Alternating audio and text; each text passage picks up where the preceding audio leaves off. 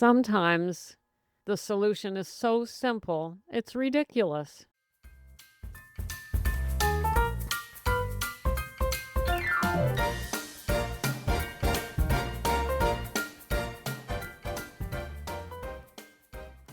Welcome to Sobriety Snippets for Ambitious Women 40 Plus, helping you drop the wine and pick up conscious, happy living. I'm Becca Jacobson, and we are in Snippet Land. I have a snippet for you, and I want to just let you know today I'm just in a sort of a ridiculous mood. And it got me thinking about the ridiculousness of running away from our emotions. Now, don't get me wrong. I know that's what we do. I spent a lifetime doing it, even after I stopped drinking, even into sobriety.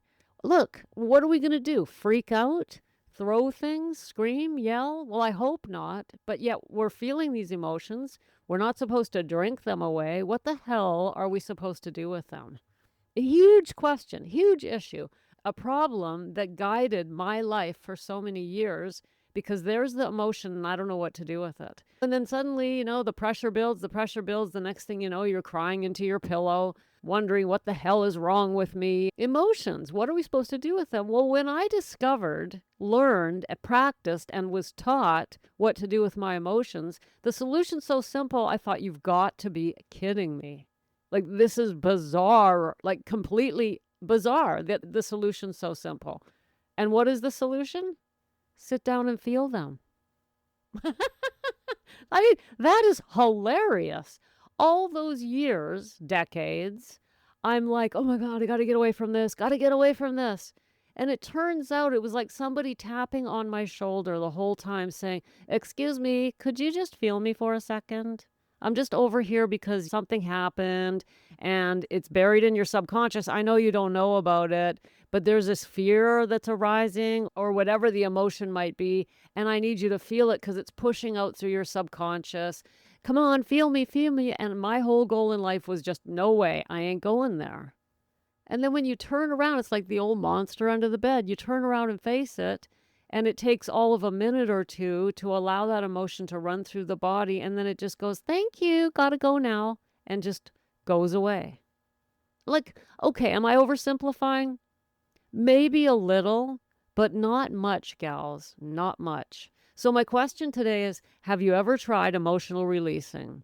I don't recommend you just sit down by yourself and start trying to practice this. But when you are shown how to do it, especially a guided releasing practice, you're astonished. You really are astonished at how simple it is to just bravely sit and breathe through those emotions. This is what I teach my clients. And they're all practicing it. It's amazing. I'm like, how you gals doing? They're all like, well, great, as long as I'm breathing through my emotions. The emotions don't want to haunt you. They're not there to come up over and over and over and dog you all of your life, except when you try and either drink them away or push them down or in any way avoid them, eat them away, run away, whatever it is, Netflix them away, social media them away, whatever we try to do with them, that will keep them coming back. But the minute we sit down and courageously say, let me feel this emotion. It's there. It wants to be felt. Then we're working with it. Then we're cooperating with it. And it will dissipate and eventually disappear. It could take several sessions. I don't know. It could take weeks. It could take months. It depends. And the best thing to do is do this in a guided setting. But just knowing that, if somebody would have said that to me, I did not know. I literally didn't know. So if you didn't know that, I hope you've fallen off your chair. Get back up, get back on your chair, and let's talk this over some more. Here's the thing, right? Something happens to us in our lives. We're 4 years old and somebody yells at us. And then life goes on. But that moment in time frightened us or caused in some way a negative, fearful emotion to be locked into our energetic body, and we carry it along. Here's the even more amazing thing about this, gals. You don't need to know where it came from. It isn't like you got to sit there and do talk therapy for 10 years to find out, I keep having this feeling of anxiety. What's causing it? Let's trace it back to childhood. It's not necessary. All you got to do is feel it. I'm not kidding. That's another thing I thought. I thought, well, I'm going to have to really find out, dig down, figure out what's causing this and heal the old wound, relive the past experience, maybe do some forgiveness, some reframing, get to the heart of the whole matter. You don't have to. You don't have to. You don't have to know where it came from. If you do know, often we do know. We just know. We remember. We're like, I know exactly where this is coming from. That's great. That's fine. But if you're not sure, but you have an emotion, it keeps coming back and you're really not sure. I wonder what's triggering this. Forget about that question. Let that question go. What's triggering it is not necessary to healing it. Let me say that again. It's not necessary to know what's triggering it in order to heal it.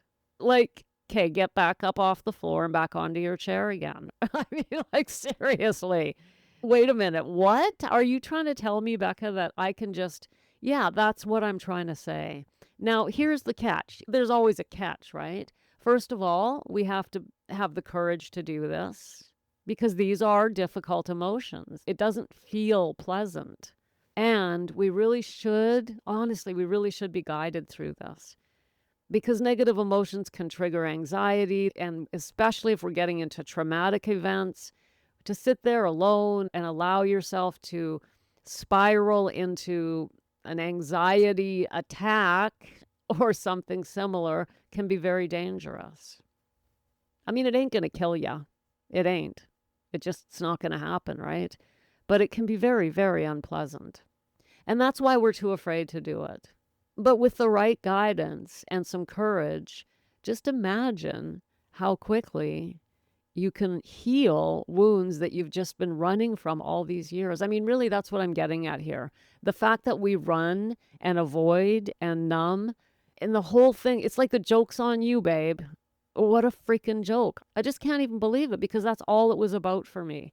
Was just trying to run away and cope. Anyway, something, please give me something to cope because don't get me wrong. I wasn't walking around saying these things out loud. I wasn't writing them in my journal. But in retrospect, I can see that's what I was doing. Trying to avoid, cope, numb, anything but feel. And it turns out that feeling it's not that bad. I mean, whatever. And then before you know it, it starts to fade. And then you think you've solved that and it's gone. And then lo and behold, all of a sudden it comes back and you go, oh, that's interesting. I thought that was gone. And then it comes back. This is what my journey's been like. I'm just sharing what it's been like for me. I started emotional releasing about probably coming up on 2 years ago. There was one particular event or feeling or whatever you want to call it, emotional wound, that's what we'll call it, that I thought I had healed. I thought it was gone. And months went by and it was fine. And then all of a sudden it started creeping back. This is why we want to be guided. I have a coach, right? I don't coach myself. That'd be like trying to give myself brain surgery. I mean, come on, I'm not that ridiculous. And so turned out I had to do some more releasing. But it's worthwhile work, don't you think? It's not as simple as the last 9 minutes have explained, but it's there. The principle's there. The idea is there. The possibility is there. That's what this snippet's about, to say to you, my girl, guess what? There's a possibility, and it's so much simpler than you thought, to heal the emotional wounds that you're packing around, and they weigh a ton. They weigh a ton. They weigh us down. They age us before our time. And they confuse us because we think, oh, well, I don't know how to handle this. What's the answer? Do I have to talk about it? For where does it come? Blah, blah. And it's just so freaking confusing that we just turn to a drink. It was just so much easier to have a drink. It's like, give me a break. I don't even know how to begin. So I'm just going to have a drink. That was me. I mean, that's what I did all those years. And here's another truth. Not one counselor I ever spoke to knew this. Not one of them ever said anything like what I've said in the last 10 minutes or so. I believe they just didn't know. I mean, if I'd start crying, they'd say, oh, go ahead and cry. Crying's good. But it wasn't the same. It wasn't them saying, let's intentionally allow this emotion to be felt. I'm here. I got you, Becca. You're okay. Let's see what it feels like. I promise you, you're safe. You know, you're somebody like that speaking us through it. And then we feel safe and we begin to allow it.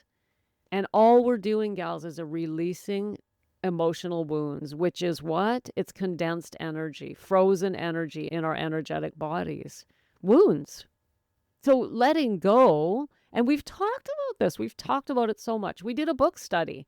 Oh, I don't know, 6, 8 months ago, we did a book study on a book called Letting Go, The Pathway of Surrender, written by David R. Hawkins. That's what that whole book is about, right? And I want to bring this back to you. If you haven't learned how to let go, if you haven't tried releasing your emotions, it's a key to sober, happy sober living, free sober living. In fact, I've come to a conclusion in fairly recent months that the true pathway to sobriety is a two-pronged approach. And I'm not going to get into that today because it would just take us off in another direction. But that is a snippet coming up next week. I'm going to talk to you about it next Wednesday. I don't know the date. I don't feel like opening my calendar. It doesn't matter. But Monday, we're doing our second installment of James Allen's book, As a Man Thinketh. And so on Wednesday, I'm going to talk to you about my personal two-pronged approach to sobriety. And if you're a client, you're probably going, really? I didn't know she had it. I thought her approach was one-pronged, and that is change your perspective. And it is, but there's more to it that I've recently come to notice, and it's being built into the way I help women. But anyway, that was a sidebar. Gals, it really is kind of hilarious. It's like, you ever hear someone say, God's just a big comedian? He's, laughing like, look how seriously they take life. And meanwhile, I wasn't serious. We just take this whole thing so seriously. And then you hear someone say, well, life's a game, or right? We can get to the point where we can start looking at life that way and take it a lot lighter and look at life as a game, the game of life and how to play it, as another book we studied, right? But it feels pretty damn serious when you're suffering. It feels pretty damn serious when the people we love are suffering, when people die, when they get sick. That's serious shit, right? So to just go, oh, well, release that emotion and carry on is pretty cynical. It's pretty unsympathetic, isn't it? So I'm not saying that by any means. Our feelings are very real, and the things that happen to us are real. But we can learn a new perspective, and we can learn how to allow those emotions.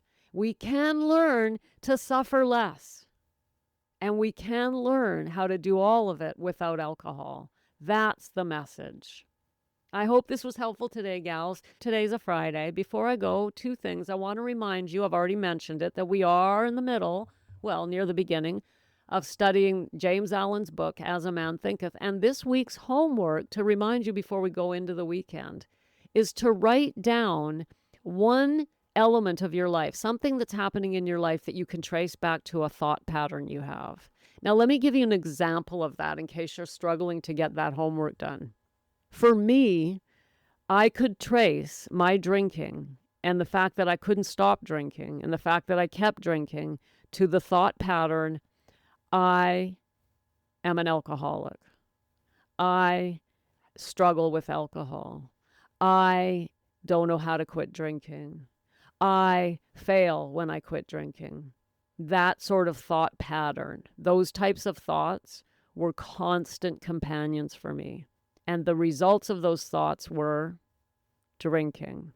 So I'm asking you for your homework in the James Allen book is, what's one thing you can trace to a thought pattern you're carrying around? Might be very similar to mine. And we'll talk more about that on Monday when we go back to the book and look at thoughts and circumstances. Powerful, powerful stuff. Gals, there's a lot to think about. Take it with you into the weekend. You can come on back tomorrow for the Sanctuary Saturday. We're going to talk about the first year of sobriety, which is really relevant to all of us because I know you're not going to be hanging around in drinking land for much longer. I mean, nobody wants to do that. So come back tomorrow and hear what it's like in that first year because it'll be very helpful for you to know that it's not nearly as difficult as you think. And one more thing. I know I keep saying I'm going to go, but there is one more thing. The Sacred Mirror, which I've been running since the beginning of July, is an amazing experience. But guess what, gals? I'm going to have to start limiting your access to the Sacred Mirror. Why? Because you love it and I love it and it's time consuming for me. So I'm only willing to do one sacred mirror a day, and that means I can get behind. So that means women will submit their reflection, and it can take me 2 or 3 days to get back to them. So I'm going to catch up. I'm going to take a few days off of allowing new submissions to catch up on the reflections. So in the meantime, if you want some support today, though, come a little deeper into Snippet Land, go to the show notes. There's a link there to a brand new guide that I've created. And it's a journaling guide. If you struggle with journaling, I put in there prompts. I talked about why journaling is helpful and how to get started and how to keep going with journaling. So if you'd like that guide, just go ahead and tap the link in the show notes. But for today, anyway, the Sacred Mirror is closed, but I promise I'll be opening it again soon. There you go, gals. That was a lot to think about. I'll see you tomorrow for Sanctuary Saturday. Thanks for popping in. Be sure to come back next time so I can keep your head on straight. Sending you buckets of love.